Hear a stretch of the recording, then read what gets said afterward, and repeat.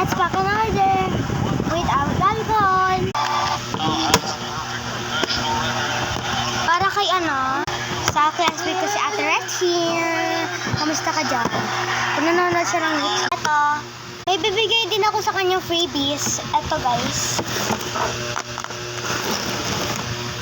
Ano lang gagawa ng bracelet? Wala guys. Lilisa guys.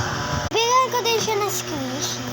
Ito guys. Bigyan na din ako ng Sanrio. Punta kayo dalawa.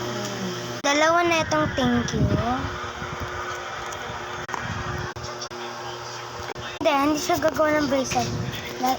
Bibigyan din natin siya ng freebies na ganyan. Natin si Melody. Sticker. Ano na rin ako ng Kurumi.